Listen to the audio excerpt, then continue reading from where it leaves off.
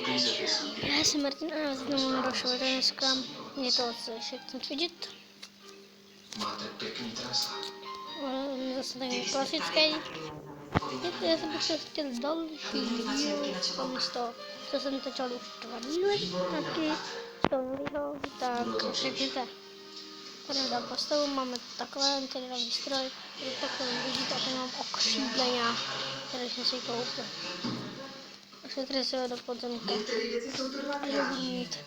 Takže než tím videem to dáme, pokud ne, tak v dalším videu. To ještě netušila, že se jim tudí nebudeš. Počkej, tak? Pink. Takové řeči bych teď vůbec neměla víc. Arénu si dáme. Ne, tohle ty Máně slušelo. To chvíli sem třeba. To je jedno. Budeš tvářit, že se nic nestalo, když Mám se... to nechám, jak se to dobře dělá. Já jenom doufám, že nám se opravdu narodí 2 nebo 2. Necháte si říct, co to bude? Já bych hrozně ráda, ale nenecháme. Těch překvapení je v životě tak málo. Teda, těch dobrých. Jo, to je fakt. Ahoj. Ahoj. Já přijdu domů a tam nikdo. Jak to, že se zase tady...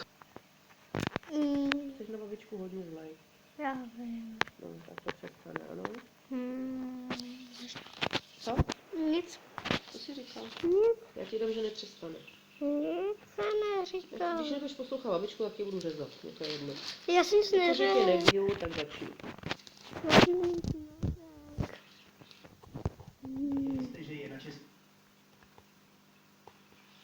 Nemám tě rád. Já vím dávno. To? Že mě nemáš rád. Co? Jak jsi to říkal, že mě nemáš rád? To byl vtip. Já ti dám vtip.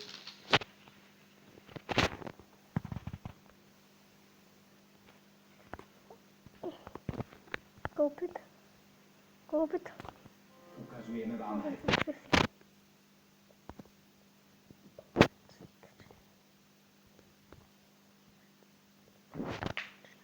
Obratnost. Pane doktore, vy jste se nám už zase vrátil. Dobrý den, paní Zaháčko, a kde pak? Já jsem si tu byl jenom pro radu. Vy si taky někdy nevíte rady. No je, nesmíte nás přeceňovat. I doktor je přece jenom člověk. Koukněte, tu tašku, co jste mi dal, mám pořád. A už se tak nenadřu. To je dobře. Taky proto jsem vám ji přece dával. Pane doktore, kdybyste něco potřeboval vy, tak se ozvěte. Dobře. Díky a nashledanou. Nashledanou. Co je takovýho ve zbrojírně dneska? Typí. To je dobrý luk. Škoda, že na něj nemám. Tak se na něj našetřím. Ano. Vdala jsem se. To vám moc gratuluju. Uvidíte teď celý souboj. A váš přítel, Dobrý kritik. který totiž jistě muž, si na vás vystál Francouzže. Teda vy máte paměť, pane doktore. Víc. Nedalo by se to nějak urychlit? Já bych to dítě vážně strašně moc chtěla. A za tou přepádkou mě to už vůbec nebaví. Dění si dávkujte opatrně. Když ženy moc chtějí, efekt bývá často opačný. Takže začneme tím nejjednodušším, tedy pro vás. Mága nemám. Pošleme vašeho manžela na spermiogram. O tom jsem slyšela. Tomu budou počítat spermie? Kolik procent jich je normálních, kolik se jich Tenhle pohybuje slik si a zhodnotí jejich koupil. další vlastnosti, Jsem včetně si kontroly ho protilátky. koupil. A kdyby Teď jsme na jdu to na vyšetření poštu, měli... ty dám Já vám výzbroj. vypíšu žádanku, Ty dám aby se podíváte na výzbroj. vyšetření. Teď jdu do zbrojírny. Jo, Tam to jdu před prodat. vyšetřením je nutno dodržet nejméně 3 dny sexuální půst. Ne. Výsledky tady budu mít do 2 týdnů. Vy se pak zastavíte a dohodneme se, co dál. Myslím, že tím... Jak bude paní doktorka Petra? Ty. Tak jo. Taky si myslím, že s ní to bude lepší. Děkuji. Doktore, já ještě přijdu. To bude báječný. Hlavně si počkejte, až se vrátí paní doktorka. No tak to změním protivníka. Změnit Máte tu proti... hezký holky? Nějaký nový odvinul. Ano, děkujeme. Nashledanou. Se poručím. Ne. Zajímavý Vladimír. Moc zajímavý. Žádného takového už mě dneska nepouštějte, nebo... To taky nebyl chlap, ale nějaký jaká napodobenina. Co vám provedla napodobeně? Chtěla po mně spermiogram. Prej to, teda mu to, slíbila Gita. V hospodě mu řekli, že když to natočí na video, tak tam bude mít týden útratu zdarma. Na video? Ten proces, jo. Přesně ten, že prej jsou na to všichni v hospodě zvědaví. Jako by to nezvládli. No, Jak to chtěl realizovat? To chtěl jednou rukou kamerovat a... Pardon, dámy. Třeba si myslí, že u toho asistuje sestřička. že by mu držela tu kameru. A pak, že tady není legrace. Jako prosím pak, pošlete vy další, ale tu veselější, prosím. Mně je to úplně jedno. Hlavně, jak je to Ženská.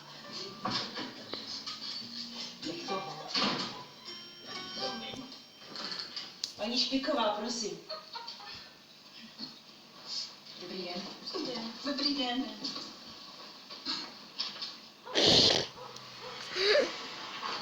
Žlutý auto. Jau. Tam bylo žlutý auto.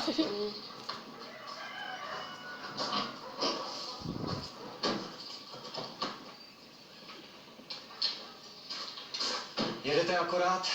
Věrka právě připravila váš pokoj. Dneska tu byl pěkný frmal. A nejdeme to na nevhod? Kam se hnu, tam jsem nevhod.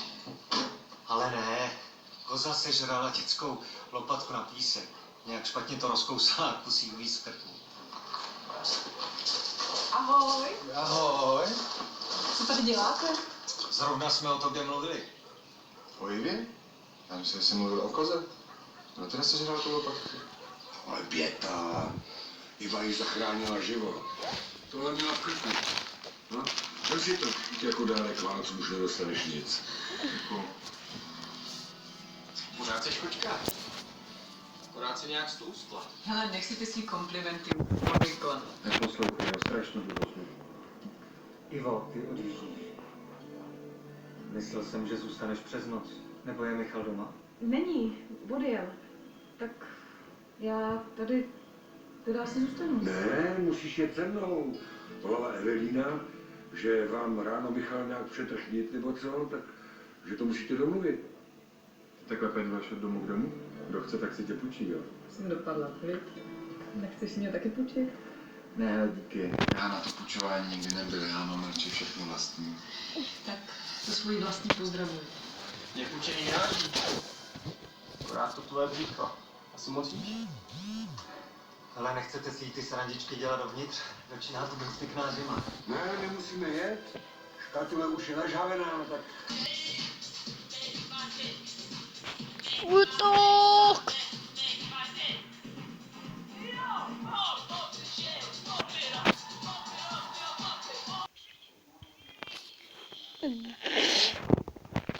Nic, no. Takže čau, já se s vámi loučím, doufám, že se vám video líbilo, pokud ano, tak můžete dát like, odběr, komentář, sdílet, to znáte prostě klasika. A jestli se vám nelíbilo, tentokrát mi můžete dát ten dislike. Tak tentokrát mi mohl dát i dislike, protože nebyl moc propracovaný. Tak čau.